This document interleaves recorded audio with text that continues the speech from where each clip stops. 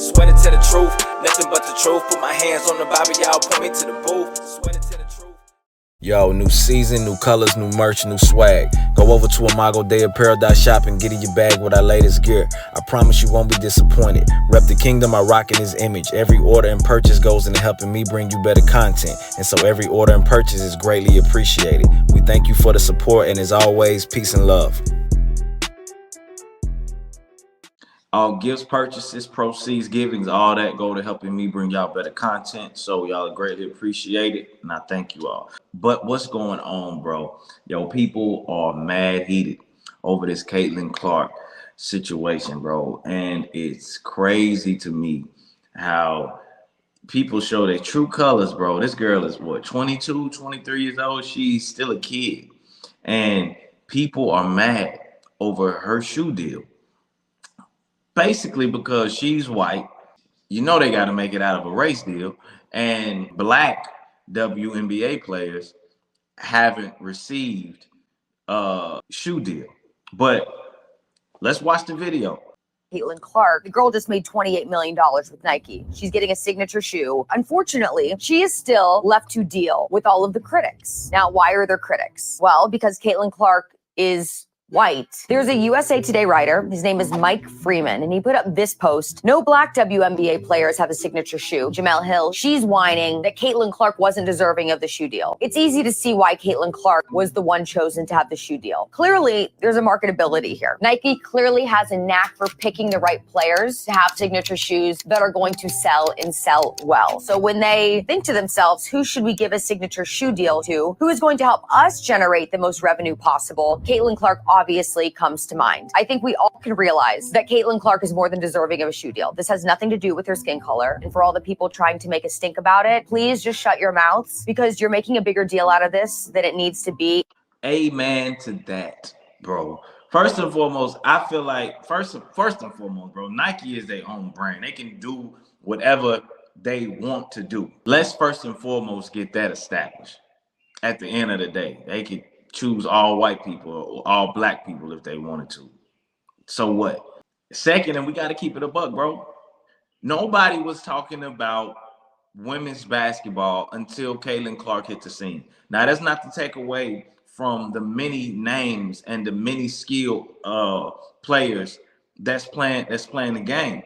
I salute. But let's keep it a buck. I never in my life watched a WNBA game or watched a women's college basketball game, wanted to watch women's basketball until I heard of this woman. When I found out about Iowa University versus LSU was coming up, bro, I was tapped in. And I'm telling you, bro, that did numbers. They showed the amount of viewers. They said that was higher than the NBA games. So that goes to show, first and foremost, that, you know, that was first of the rivalry from last year and all of the controversy and stuff around that. But just who Caitlin Clark is, bro. I'm actually watching this girl play and just like, yo, she bombing these threes and four. Like, she looked like a woman version of Steph Curry, bro. She is the most exciting player in women's basketball. Nobody can deny that right now, bro. If you do, you hating, you being disingenuous, or you live under a rock. And it's important to understand marketability, bro. Like, again, you know, people talk about Asia Wilson, you know, and it's not, again, not to take away from her accolades, her accomplishments, and her achievements, because she's did much, but not many people know who she is. You know what I'm saying? Everybody and their mama talking about Caitlin Clark right now. She's the basketball phenomenon. She's really getting people tuned in to watch. But that's where I feel like people, they don't understand economics. It's just like they were talking about Caitlin Clark's rookie contract, and they were comparing it to Wembyana's. They were talking about how it was such a big gap. And I'm like, yo, bro, I said the fact that y'all people don't even seek to understand this, the first thing they just throw out there is unequal pay, but not actually understand why. Bro, the viewership for NBA is a lot bigger than it is for the WNBA. The money circulating for the NBA is crazy. And for the WNBA, is not that crazy.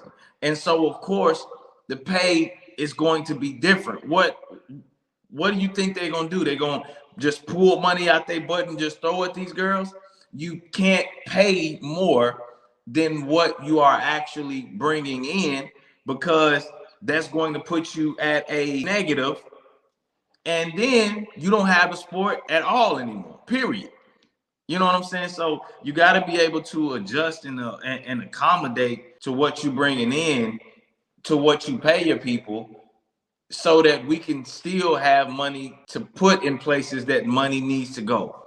You know what I'm saying? You got things like the playoffs. You got, you know, they pay money for that. You got things like the USA team that pay money for that. All these things that you have to accommodate for when it comes to other expenses and stuff like that, bro. Like, hey, this is a big business. And another thing, I would like for people who trying to bring up race, let's not act like Black NBA players don't have major deals with Nike. So if this thing is really about race, let's look at the whole thing, not just a small portion, because that's the stuff I look at.